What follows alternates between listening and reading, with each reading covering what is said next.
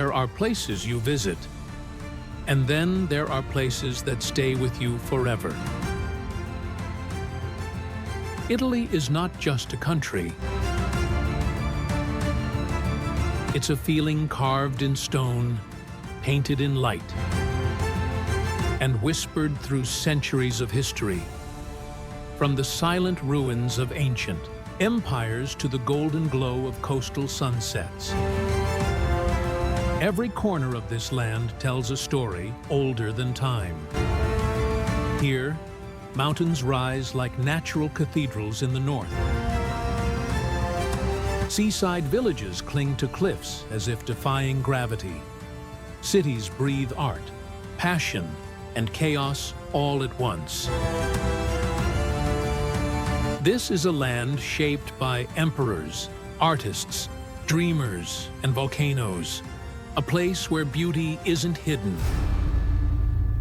It overwhelms you. From the dramatic peaks of the Alps to the turquoise waters of the Mediterranean, this is Italy. And this journey is about to begin. Before we dive into the regions, let's talk about what makes Italy so exceptional. Italy sits in southern Europe, shaped like a boot kicking a ball. That ball being Sicily.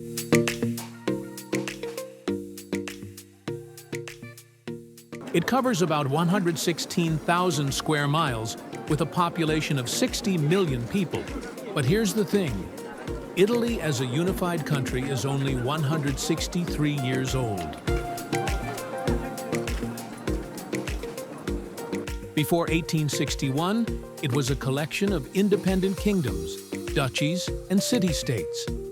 That's why, even today, every region feels like its own country with distinct dialects, foods, and traditions.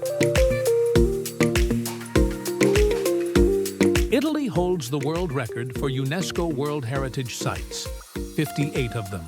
That's more than any other nation. To put it in perspective, if you spent just one day at each site, it would take you 2 months. The Roman Empire, which ruled much of the known world for over 1,000 years, was born here.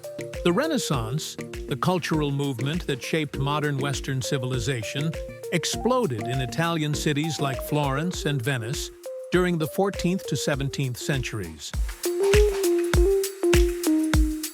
Now let's talk food. Pizza was invented in Naples in 1889. The margherita. Pizza was created to honor Queen Margherita, with colors matching the Italian flag. Red tomatoes, white mozzarella, green basil. Pasta has been eaten in Italy since the 13th century, with over 350 different shapes today. Italy produces more wine than any other country, around 4.8 billion liters annually. Tuscany and Piedmont are legendary wine regions. Here's something most people don't know. Italy has 3 active volcanoes. Mount Etna in Sicily, Europe's most active, Mount Vesuvius near Naples, which buried Pompeii in 79 AD, and Stromboli, which has been erupting continuously for over 2,000 years. Rome isn't just Italy's capital. It's where Western civilization learned to build empires, create laws, and engineer the impossible. Founded in 753 BC, according to legend, by Romulus, who killed his twin brother Remus, Rome grew from a small village into the most powerful empire the world had ever seen.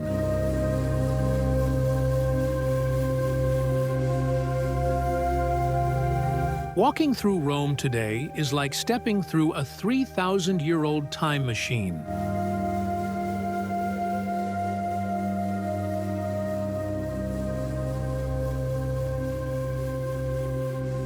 The city has been continuously inhabited longer than almost anywhere in Europe. Ancient ruins stand next to Baroque churches, which stand next to modern cafes. The Romans invented concrete. They called it opus caementicium, which is why structures like the Pantheon still stand 2,000 years later. Modern concrete degrades in decades. Roman concrete gets stronger with age, especially when exposed to seawater.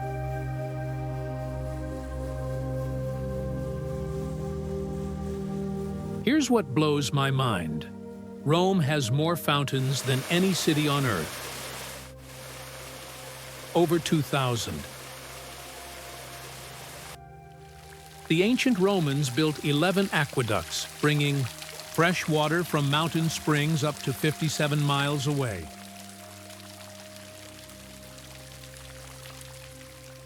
At its peak, Rome had better plumbing than most cities would have until the 20th century.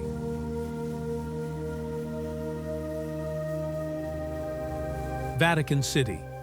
This is the world's smallest country, only 109 acres, about the size of 83 football fields.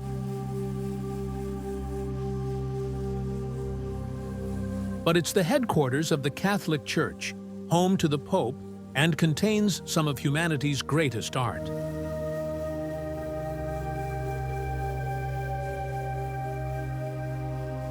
Vatican City became independent in 1929 through the Lateran Treaty with Mussolini's Italy. Before that, the Papal States controlled huge chunks of central Italy for over 1,000 years. The Vatican has its own post office, radio station, railway, and even a helipad.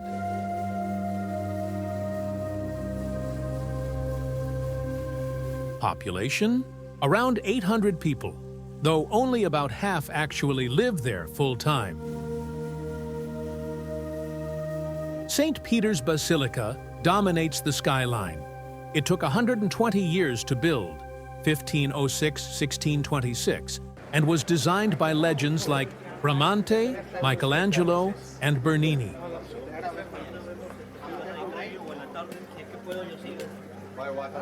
The dome, designed by Michelangelo, stands 452 feet tall and remains the tallest dome in the world.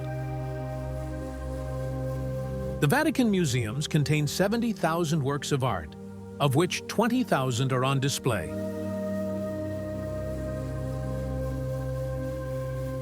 The Sistine Chapel ceiling, painted by Michelangelo between 1508-1512, shows 9 scenes from the Book of Genesis.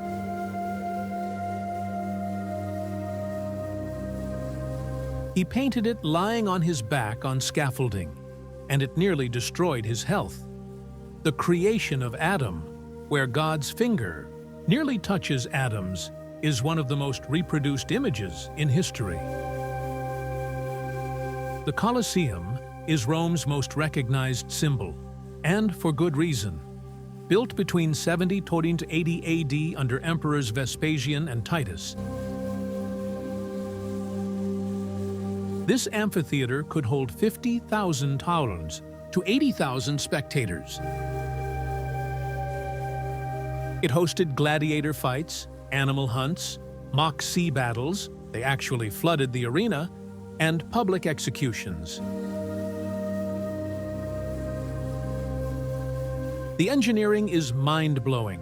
The Colosseum had 80 entrances, and crowds could enter and exit in just 15 minutes.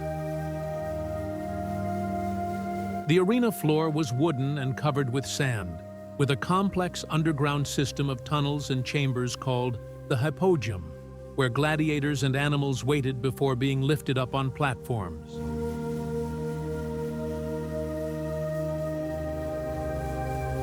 Here's the dark truth. Hundreds of thousands of people and over 1 million animals died here for entertainment. Exotic animals from across the empire, lions, elephants, bears, leopards, were slaughtered. The last gladiator fight occurred in 435 AD, and animal hunts continued until 523. Earthquakes damaged it in 847 and 1231 AD. Then, for centuries, Romans used it as a quarry, stealing marble and stone to build churches and palaces. Much of St. Peter's Basilica was built with stone from the Colosseum. Conservation efforts only began in the 1990s. Florence is where the Renaissance was born, and walking through it feels like stepping into a living art gallery. Between the 14th and 17th centuries, this city produced more artistic and scientific genius per capita than anywhere before or since. Why? The Medici family. The Medicis were bankers who became the richest family in Europe. They essentially ran Florence for 300 years and spent their wealth funding artists, architects, and thinkers. Michelangelo, Leonardo da Vinci, Botticelli, Galileo, all supported by Medici money. The family produced 4 popes and 2 queens of France. Florence's historic center is a UNESCO World Heritage Site. The Uffizi Gallery houses the world's finest collection of Renaissance art, including Botticelli's Birth of Venus. The Accademia Gallery contains Michelangelo's David, carved from a single block of marble between 1501 and 1504. David stands 17 feet tall and represents the biblical hero before his battle with Goliath. Originally placed in Piazza della Signoria, it was moved indoors in 1873 to protect it from weathering. Duomo di Firenze Florence Cathedral, known as the Duomo, dominates the skyline. The dome, designed by Filippo Brunelleschi and completed in CE 1436, was an engineering miracle. At the time, no one knew how to build a dome that large without it collapsing. The dome is 375 feet tall and remains the largest brick dome ever constructed. Climbing to the top means ascending 463 steps through the narrow space between the inner and outer shells. Inside, Giorgio Vasari painted the Last Judgment fresco, covering 37,674 square feet. The cathedral's exterior is clad in pink, white, and green marble from Tuscany. Construction began in 1296, but wasn't completed until 1887, when the facade was finally finished. The bell tower, designed by Giotto, stands separately at 278 feet. Ponte Vecchio means Old Bridge, and it's been spanning the Arno River since 1345, making it Florence's oldest bridge. What makes it unique? The shops built along it. Originally, butchers worked here because they could dump waste directly into the river. In 1593, Grand Duke Ferdinando Erfurn kicked them out because of the smell and replaced them with goldsmiths and jewelers. Today, it's one of the most expensive retail streets in Europe. Here's an incredible fact. During World War II, when retreating Germans destroyed every bridge in Florence, Hitler personally ordered the Ponte Vecchio to be spared because of its beauty. The Vasari Corridor, a covered passageway built in 1565, runs above the shops, allowing the Medici family to walk from their palace to government offices without mixing with commoners. Piazzale Michelangelo. For the best view of Florence, climb to Piazzale Michelangelo. Built in 1869 and dedicated to Michelangelo, this terrace overlooks the entire city. At sunset, The Duomo glows golden, the Arno reflects pink and orange light, and the surrounding Tuscan hills fade into purple. There's a bronze replica of David here, and it's the perfect spot to understand why Florence became the cradle of the Renaissance. The city itself is a work of art. Siena, an hour south of Florence. Siena is Florence's historic rival. These two cities fought wars for centuries. While Florence embraced the Renaissance, Siena kept its Gothic soul. The historic center is a UNESCO site, centered on Piazza del Campo, one of Europe's greatest medieval squares.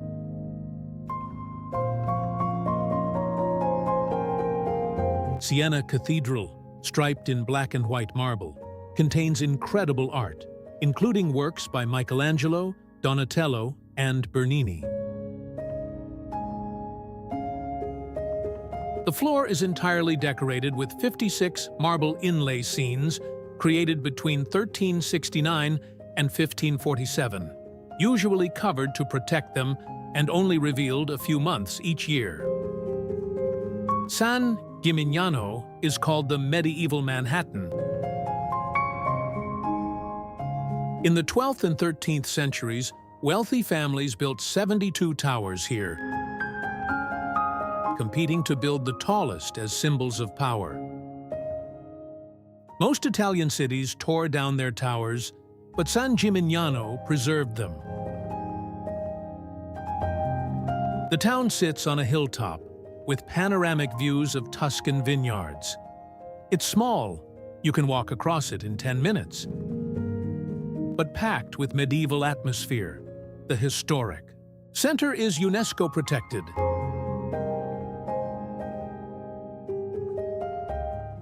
Val d'Orcia is the Tuscany of your dreams.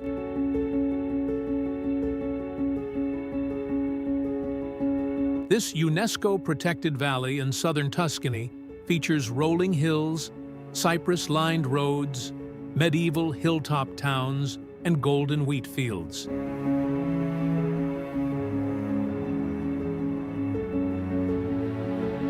It's been photographed millions of times, yet somehow still takes your breath away in person. The landscape was deliberately shaped during the Renaissance. Wealthy Sienese families redesigned the valley to reflect Renaissance ideals of beauty and harmony.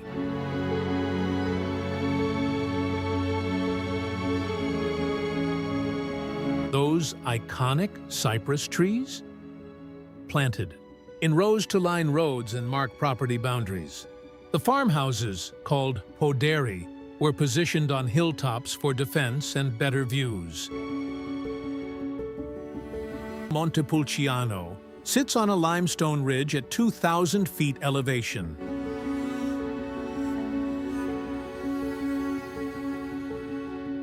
This Renaissance town produces Vino Nobile di Montepulciano, one of Italy's oldest wines with records dating to the 8th century.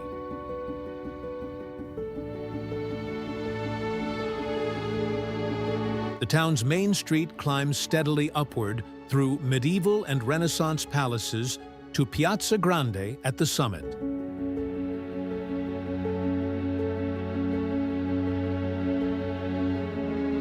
Montepulciano was a filming location for Twilight New Moon. The town square stood in for Volterra, though the real Volterra is 60 miles away.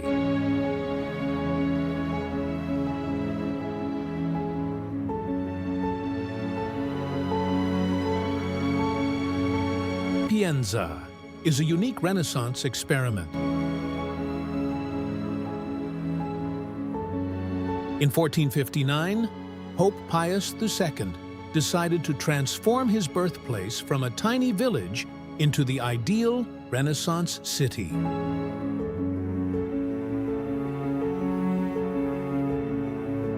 He hired architect Bernardo Rossellino, who rebuilt the entire town center in just 4 years. The result is a perfect example of Renaissance urban planning. Pienza is tiny. You can walk across it in 5 minutes, but every corner is Instagram gold. The main street, Via dell'Amore, Street of Love, offers views across the valley. And yes, the pecorino cheese here is incredible. Try it with local honey. Tuscany's rolling hill roads, the roads of Val d'Orcia, particularly the SP 146 and SP 88, are legendary among photographers. You've seen the images: a lone farmhouse on a hill, a winding road lined with cypress trees, golden fields stretching forever. These roads connect the hilltop towns and offer constantly changing perspectives. Venice is the world's most beautiful impossibility. This city of 118 islands connected by 400 bridges was built on a lagoon where no city should exist. Yet it became one of history's most powerful republics, dominating Mediterranean trade for 1,000 years. Venice has no cars. Transportation is by boat, water taxis, vaporetti, water buses, and gondolas. There are over 170 canals, with the Grand Canal being the main artery. The city is sinking about 1 to 2 millimeters per year due to subsidence and rising sea levels. Acqua alta, high water, floods the city regularly, especially in fall and winter. Over 30 million tourists visit annually, overwhelming the city.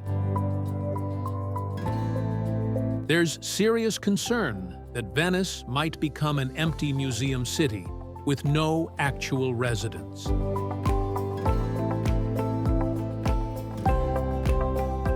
The Grand Canal is Venice's main waterway,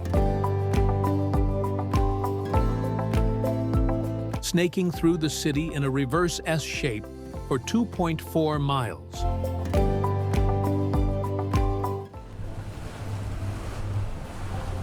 Over 170 buildings line the canal,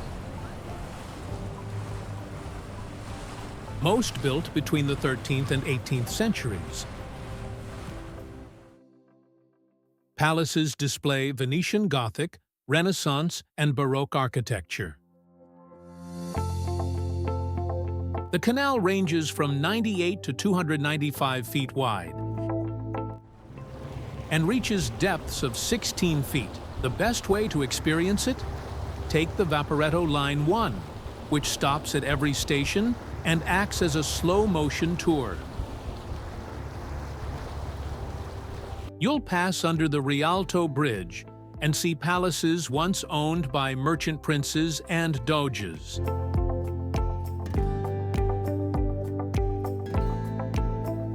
Evening is magical. Lights reflect on the water, and the crowds thin slightly.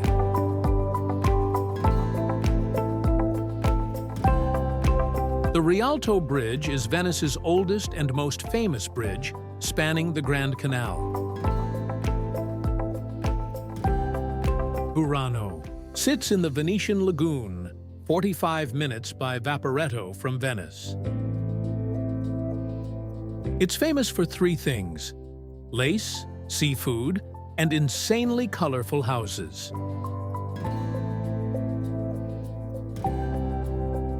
Every building is painted bright yellow, electric blue, hot pink, lime green, or deep orange.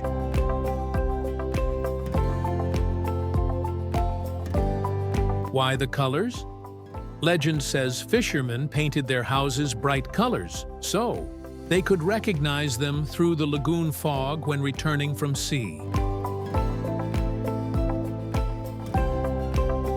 The tradition continues, though now it's regulated. Residents must ask permission to paint and must choose from specific approved colors.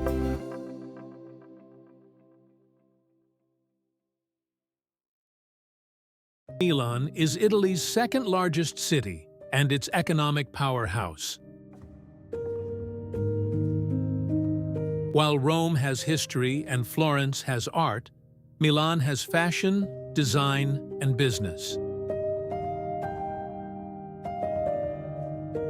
It's home to the Italian Stock Exchange, the country's major publishing houses, and hosts Fashion Week twice yearly.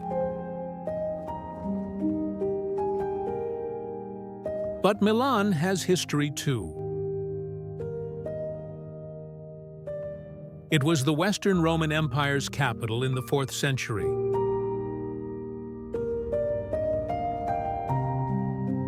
Leonardo da Vinci lived here for 17 years.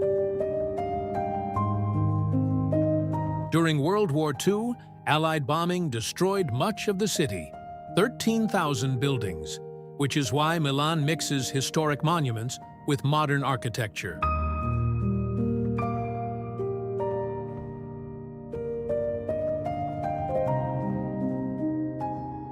Milan is sophisticated and fast-paced.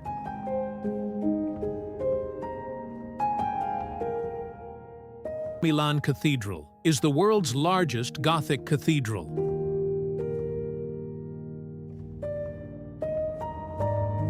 Construction began in 1386 and took nearly 600 years. The final details were completed in 1965. The cathedral is 515 feet long, 302 feet wide, and the nave reaches 148 feet high.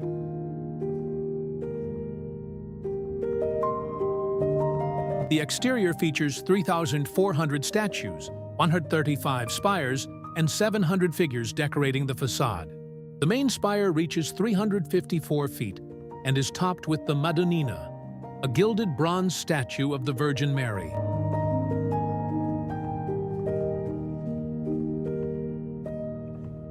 There's a law that no building in Milan can be taller than the Madonnina.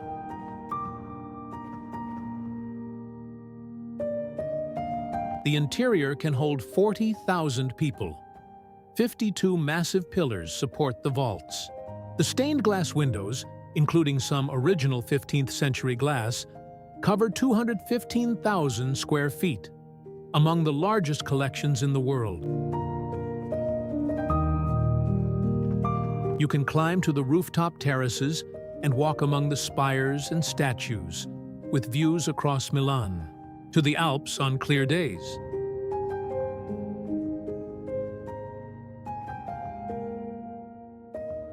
Galleria Vittorio Emanuele. Right next to the Duomo sits the Galleria Vittorio Emanuele II, Italy's oldest active shopping mall.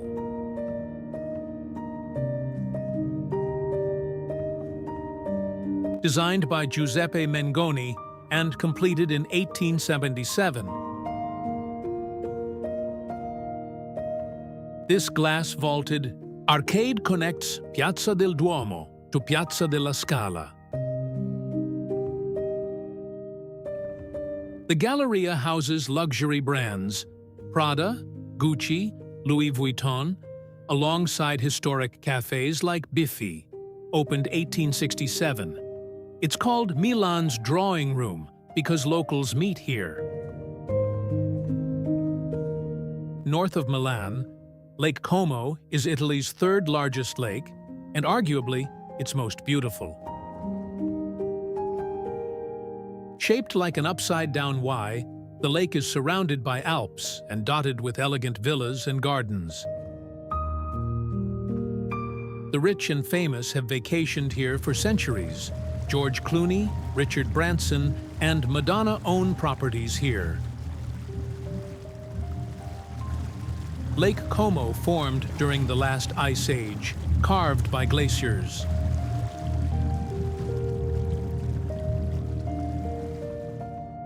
The lake's three branches meet at the town of Bellagio, called the Pearl of the Lake. Bellagio sits at the junction of Lake Como's three branches, offering 360-degree lake views. This small town of 3,000 residents has been a tourist destination since Roman times. Its steep cobblestone streets, Villa Melzi gardens, and waterfront promenade have attracted writers, artists, and nobility for centuries.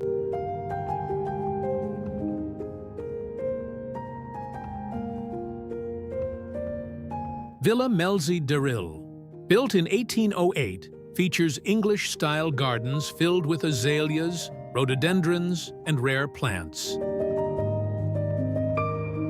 The gardens extend along the lakeshore, offering peaceful walks and stunning views.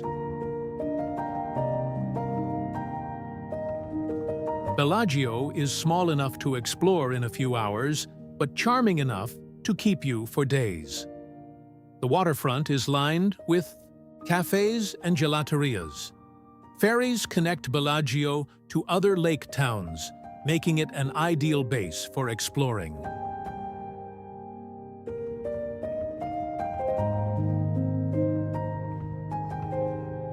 Varenna on Lake Como's eastern shore.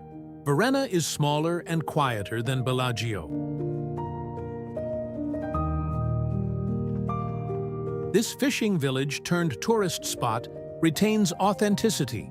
Pastel-colored houses cluster around a small harbor.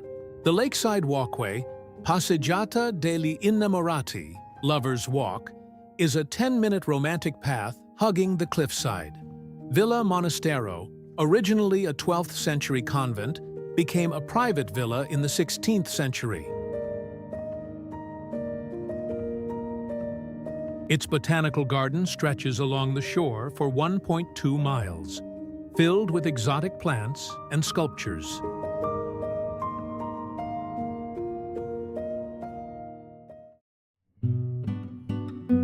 The Dolomites are unlike any other mountains on Earth.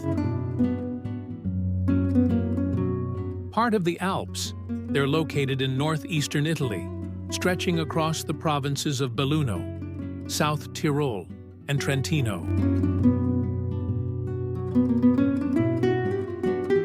What makes them unique?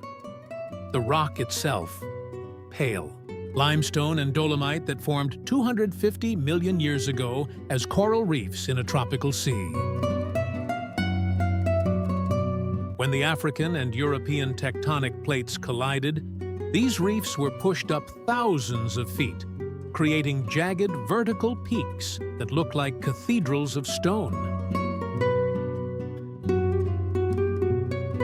The Dolomites were named after French mineralogist Déodat Gratte de Dolomieu, who first described the unique rock composition in 1791. The entire region became a UNESCO World Heritage Site in 2009, covering 550,000 acres across 9 mountain groups. Here's what makes them magical: a phenomenon called enrosadira, Alpine glow. At sunrise and sunset, the pale peaks turn vivid shades of pink, orange, red, and purple. The dolomite rock contains calcium and magnesium carbonate, which reflects light in this spectacular way. Watching the mountains ignite with color while everything else is in shadow is one of nature's greatest shows. The Dolomites have a complicated history. This region was part of the Austro-Hungarian Empire until World War I. Some of the war's most brutal fighting happened here. Soldiers fought at 12,000 feet in freezing temperatures.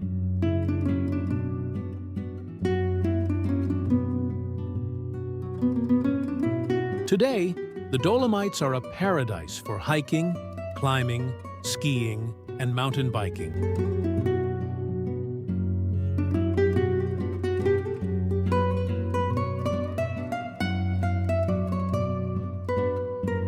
Unlike the rest of Italy, the food here reflects Austrian influence.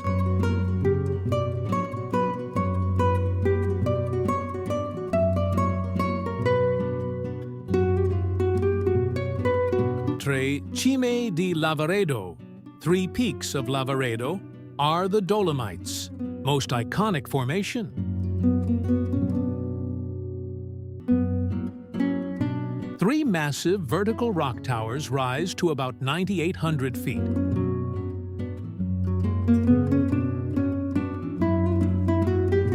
Cima Grande, Big Peak, Cima Ovest, Western Peak, and Cima Piccola, Small Peak.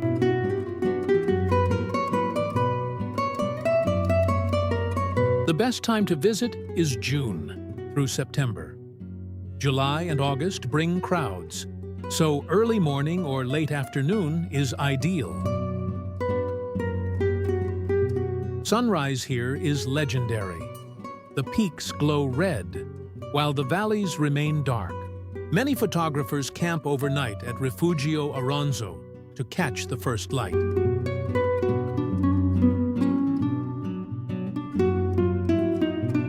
Lago di Braies, Prager Waldsee in German, might be the most photographed lake in the Dolomites. This emerald green alpine lake sits at 4,900 feet elevation, surrounded by dramatic peaks. The water is so clear you can see rocks on the bottom in 15 feet of depth. The lake formed after a rock slide blocked the valley thousands of years ago. Here's something few know. Lago di Braies became famous because of an Italian TV series called Un Passo dal Cielo, One Step from Heaven. After the show aired, visitor numbers exploded. Now, in peak summer, the parking lot fills by 9 a.m. and access is restricted. The best strategy? Arrive before 8 a.m. or after 4 p.m., or visit in June or September when crowds are lighter. Seceda is one of the Dolomites' most surreal landscapes. This mountain ridge in Val Gardena features rolling green, meadows that suddenly drop off into vertical cliffs. Jagged peaks called the Odal Group rise like shark teeth from the ridge.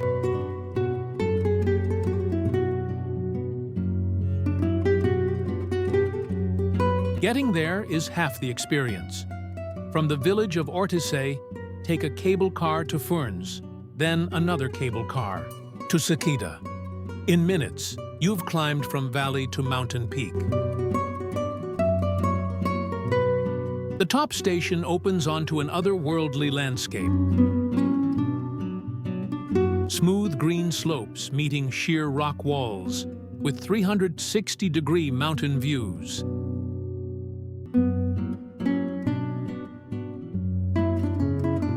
The hiking here is spectacular. Trails range from easy ridge walks to challenging via ferratas. The most popular route follows the ridge north toward the Odal Peaks. The Cinque Terre is a string of 5 colorful fishing villages clinging to impossibly steep cliffs along the Italian Riviera. Monterosso, Vernazza, Cornelia, Manarola, and Rio Maggiore were once isolated from the outside world. Accessible only by sea or narrow mountain paths, which preserved their medieval character for centuries.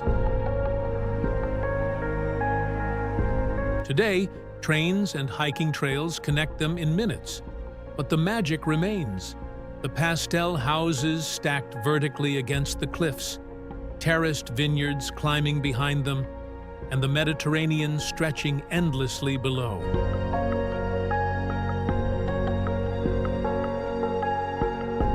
Perhaps the most photogenic is Vernazza, built around a tiny natural harbor framed by colorful buildings and castle ruins.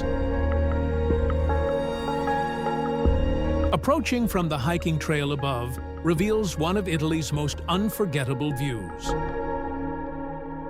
Manarola feels like it was designed for sunset photography. Its stacked houses glowing orange and pink as waves crash against the rocks below. And Rio Maggiore, the southernmost village, is raw and vertical. With narrow alleys, bright towers, and locals diving into the harbor from sun-warmed rocks.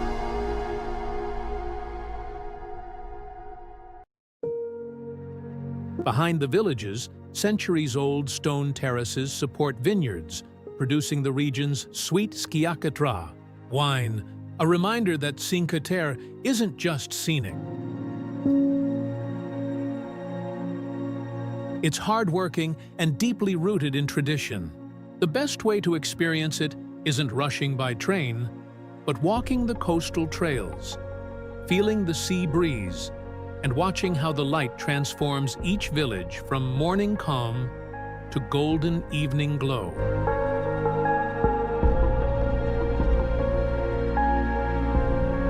Cinque Terre may be small, but its impact is enormous.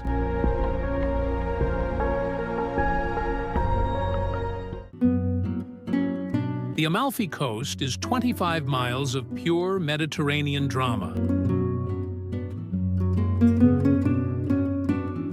Vertical cliffs plunging into turquoise water, pastel villages cascading down mountainsides, and a coastal road so narrow and twisted it feels carved by adrenaline itself. Built into the Sorrentine Peninsula, this UNESCO-listed stretch isn't just beautiful. It feels theatrical. Every curve of the coastline reveals another jaw-dropping panorama. Lemon groves hanging above the sea, boats slicing through deep blue water, and terraces stacked like stairways to the sky. The famous SS-163 road winds along the cliffs, forcing drivers to focus intensely, while passengers simply stare in disbelief at the endless views unfolding outside the window. The glamorous heart of the coast is Positano, a vertical masterpiece of pastel houses tumbling toward the sea. Its narrow staircases replace roads, boutiques spill onto stepped lanes, and the iconic dome of Santa Maria Assunta rises above the beach, creating one of Italy's most photographed scenes. High above the shoreline sits Ravello, quieter and more refined, known for Villa Cimbrone's Terrace of Infinity, where the coastline stretches endlessly below. It feels suspended between sky and sea, far from the crowds.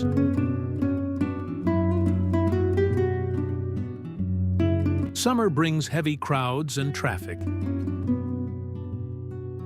Yet in spring or early autumn, the coast breathes differently, calmer, softer, more intimate. Whether you're hiking cliffside trails, cruising by boat along the shoreline, or simply sitting at a seaside cafe watching waves crash against rock, the Amalfi Coast feels like living inside a painting that refuses to fade from memory.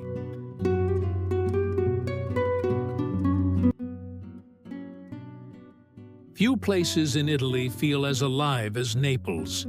Chaotic, loud, passionate, and authentic. Naples hits you with energy the moment you arrive.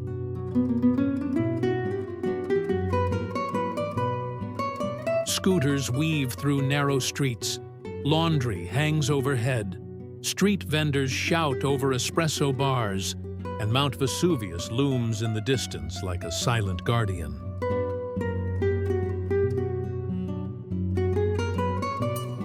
This is the birthplace of pizza, where traditional wood-fired Neapolitan pies are treated almost like sacred art. But beyond the food lies a city layered with 2,800 years of history.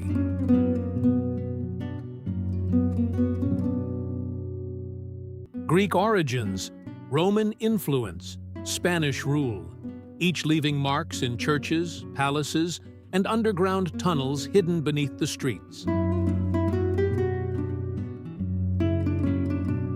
Walking its ancient streets, seeing preserved homes and mosaics, and standing before plaster casts of victims creates one of the most powerful historical experiences in the world. Above it all rises Mount Vesuvius, mainland Europe's only active volcano. Visitors can hike to the crater rim, peer into its massive mouth, and then turn around to see the entire Bay of Naples stretching below.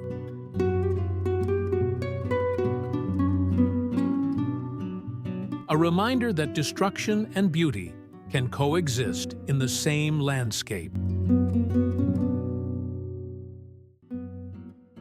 The sun-drenched region of Puglia forms the heel of Italy's boot, stretching along two seas with endless olive groves, whitewashed towns, and turquoise coastline.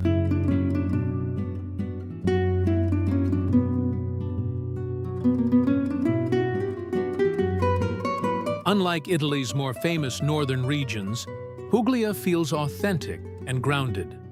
Less crowded, more traditional, and deeply connected to food and agriculture.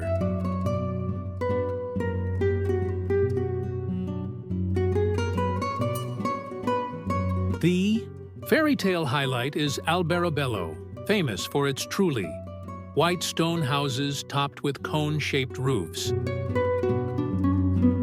Walking through its clustered streets feels like stepping into a storybook village unlike anywhere else in Europe.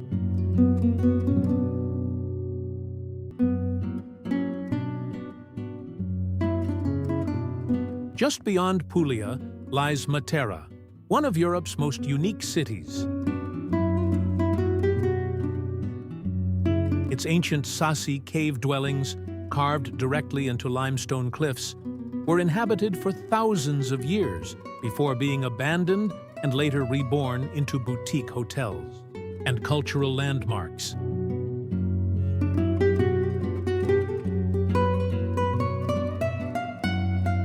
The island of Sicily feels less like a region of Italy and more like its own civilization.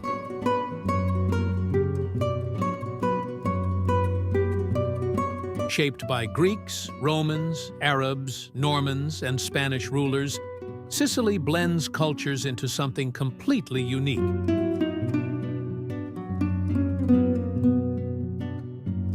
Visible in its architecture, dialect, and cuisine, dominating the eastern skyline is Mount Etna, Europe's most active volcano, regularly reminding the island that nature is never fully asleep.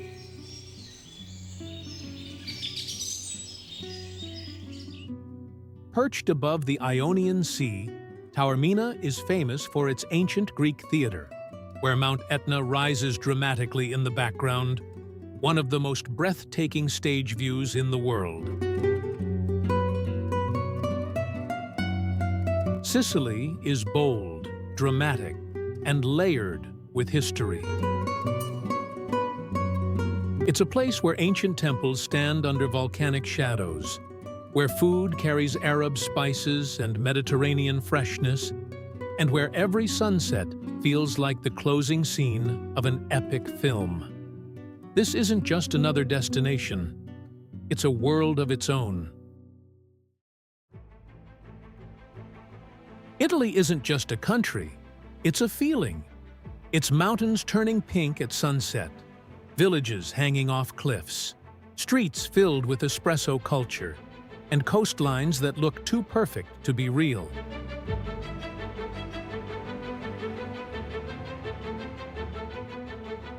From the Dolomites to Sicily's volcanoes, Italy proves one thing. Every region has its own soul, and the best way to experience it is slowly. Stay longer, explore deeper, and let the country surprise you.